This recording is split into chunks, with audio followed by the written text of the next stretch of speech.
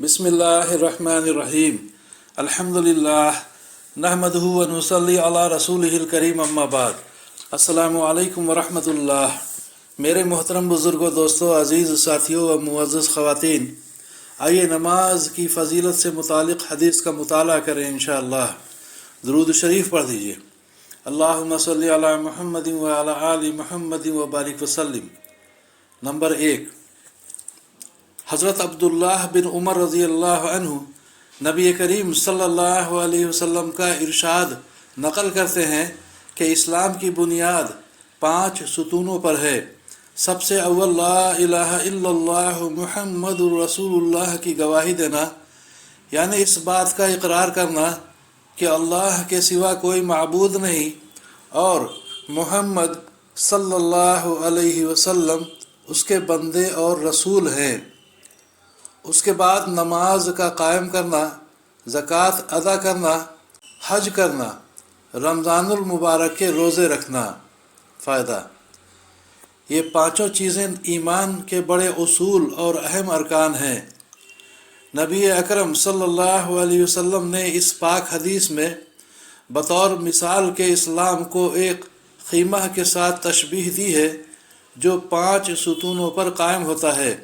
پس کلمہ شہادت خیمہ کی درمیانی لکڑی کی طرح ہے اور بقیہ چاروں ارکان بمنزلہ ان 4 ستونوں کے ہیں جو چاروں کونوں پر ہوں۔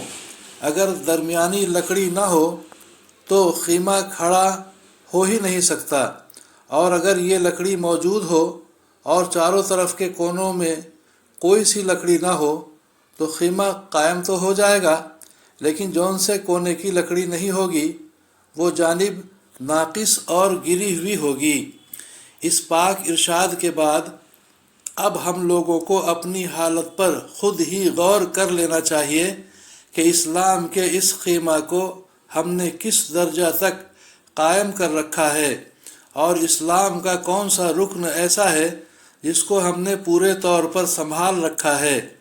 اسلام کے یہ 5 ارکان نہایت اہم ہیں، حتیٰ کہ اسلام کی بنیاد انہی کو قرار دیا گیا ہے، اور ایک مسلمان کے لیے بحیثیت مسلمان ہونے کے ان سب کا اہتمام نہایت ضروری ہے۔ مگر ایمان کے بعد سب سے اہم چیز نماز ہے۔ حضرت عبداللہ بن مسعود رضی اللہ عنہ کہتے ہیں کہ میں نے حضور صلی اللہ علیہ وسلم سے دریافت کیا کہ اللہ تعالی شانہ کے ہاں سب سے زیادہ محبوب عمل کون سا ہے؟ ارشاد فرمایا کہ نماز۔ میں نے عرض کیا اس کے بعد کیا ہے؟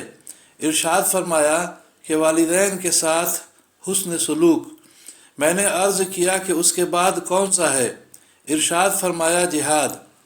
ملا علی قاری رحمۃ اللہ علیہ فرماتے ہیں کہ اس حدیث میں علماء کے اس قول کی دلیل ہے کہ ایمان کے بعد سب سے مقدم نماز ہے۔